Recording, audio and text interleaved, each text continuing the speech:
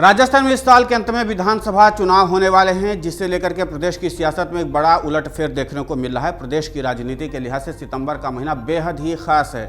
इस महीने की शुरुआत में ही राजस्थान में बीजेपी और कांग्रेस को चुनावी मैदान में टक्कर देने के लिए एक और बड़ी पार्टी यानी कि शिवसेना शिंदे गुट की एंट्री हुई है। एकनाथ शिंदे महाराष्ट्र से बाहर अन्य राज्यों में भी अपने पार्टी का विस्तार करने की कोशिश कर रहे हैं।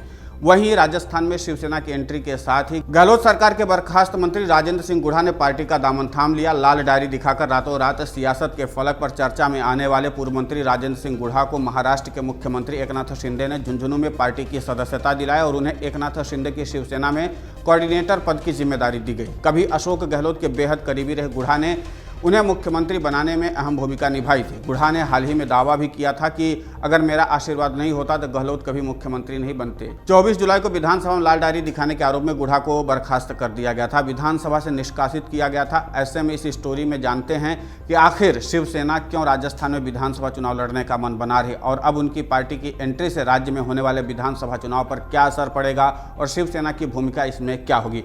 19 जून 1966 में शिवसेना की स्थापना हुई थी। उसी वक्त पार्टी ने मराठी मानुष के हक की आवाज़ उठाई थी। उस दौर में महाराष्ट्र में मराठों की जनसंख्या करीब 43% थी, लेकिन फिल्म इंडस्ट्री से लेकर के कारोबार और नौकरियों में उनकी तादाद सबसे कम थी। गुजरातियों की आबादी 14% होने के बावजूद कारोबार में वो सबसे ज़्यादा थे। छोटे व्यवसायों में 9% आबादी वाले दक्षिण भारतीय छाए हुए थे। बाला साहब का कहना था कि दक्षिण भारतीय मराठियों की नौकरी पा रहे हैं और मराठियों को काम पर रखे जाने की मुहिम चलाने लगे।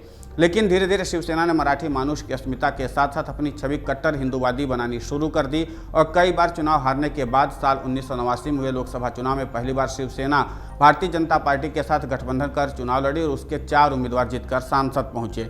जिस समय शिवसेना हिंदुत्व की बात कर रही थी उस वक्त मुद्दा ये चरम पर था, तो पार्टी को लगा कि उनकी छवि का शिवसेना में फायदा होगा, लेकिन पार्टी का ये दांव उल्टा पड़ गया और शिवसेना महाराष्ट्र तक सीमित रह गई। महाराष्ट्र के बाहर शिवसेना के लिए एक भी सीट जीतना काफ़ी मुश्किल रहा है। यूपी में पार्टी ने साल 1991 में एक सीट जीती थी, वो भी एमएलए की। इसके अलावा साल 2021 में शिवसेना को पहली बार महाराष्ट्र के बाहर यानी कि दादर और नागर हवेली में एक सांसद मिला था। अब एकनाथ शिंदे की पार्टी की इसी परंपरा को तोड़ने के लिए अन्य राज्यों में भी अपनी पैठ बनाना शुरू कर दिए हैं। यही कारण है कि पार्टी ने राजस्थान में अपने विस्तार की शुरुआत कर दी है। शिवसेना के प्रवक्ता शीतल म्हात्रे ने कहा कि हाल ही में एक बयान भी उन्होंने दिया और कहा कि महाराष्ट्र के बाहर अपनी पार्टी का विस्तार करने की हम कोशिश कर रहे हैं और हमने राजस्थान से अभियान की शुरुआत भी कर दी है और राज्य में अपनी उपस्थिति दर्ज कराना भी शुरू कर दिया है। उन्होंने कहा कि फिलहाल 10 राज्य इकाई प्रमुख हमारी पार्टी के साथ जुड़ चुकी हैं और अन्य जो प्रतिद्वंदी शिवसेना उद्धव बाला साहब ठाकरे के साथ है वे भी संपर्क में। म्हात्रे ने कहा कि महाराष्ट्र के मुख्यमंत्री शिंदे ही फैसला करेंगे कि उनकी पार्टी राजस्थान के चुनाव में कब और कैसे उतरेगी।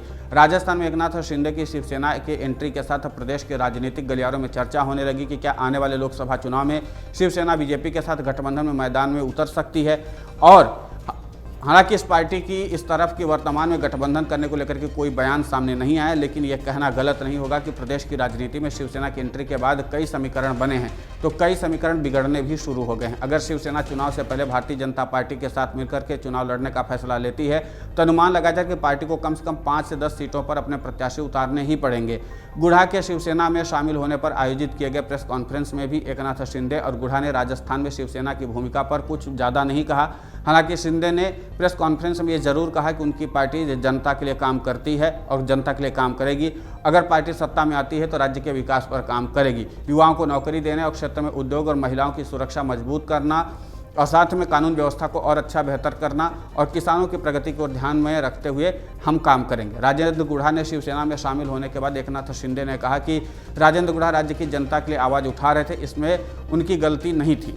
उन्होंने कहा कि गुढ़ा ने मंत्री का पद छोड़ दिया लेकिन सच्चाई नहीं छोड़ी। शिंदे ने इसी प्रेस कॉन्फ्रेंस में राजेंद्र गुढ़ा की तारीफ करते हुए कहा कि देश को आप जैसे सच्चे नेता की ज़रूरत है जो अपने स्वार्थ को परे रख करके जनता का फायदा देखते हुए काम करें। उन्होंने कहा जैसे आपने मंत्री पद छोड़ दिया, ठीक इसी तरह से 1 साल पहले मैंने भी और मेरे साथ 9 मंत्रियों ने भी मंत्री पद छोड़ दिया था। ये मैंने सच्चाई के लिए और बाला साहब के विचारों के लिए सत्ता का त्याग किया था। राजस्थान में राजेंद्र गुढ़ा को जमीनी पकड़ वाला नेता माना जाता रहा है और उन्होंने साल 2018 में बसपा के टिकट से चुनाव जीता था। गुढ़ा उन 6 विधायकों में थे जिन्होंने बहुजन समाज पार्टी के टिकट पर राजस्थान में परचम लहरा था। बाद में उन्होंने कांग्रेस का दामन थाम लिया और मंत्री बने। जुलाई 2023 में गुढ़ा ने पंचायती राज और ग्रामीण विकास राज्य मंत्री रहते हुए विधानसभा में राज्य की कानून व्यवस्था पर अपनी सरकार को घेरते हुए लाल डायरी लहराने का प्रयास किया था, जिसके बाद उन्हें मंत्री पद से बर्खास्त कर दिया गया था। अब एकनाथ शिंदे के साथ उन्होंने एक बार आने का फैसला किया। देखना दिलचस्प होगा कि आगे एकनाथ शिंदे के साथ मिलकर के वो राजस्थान में क्या करिश्मा दिखाते हैं। अमर उजाला अब आपके टीवी पर भी। अपने स्मार्ट टीवी पर YouTube पर सर्च करें अमर उजाला, चैनल सब्सक्राइब करें और देखें ताजा खबरें, वो भी HD क्वालिटी में। और हाँ, बेल आइकन दबाना ना भूलें ताकि हर खबर हो आपके घर। अमर उजाला, निष्पक्ष, निर्भीक, निरंतर।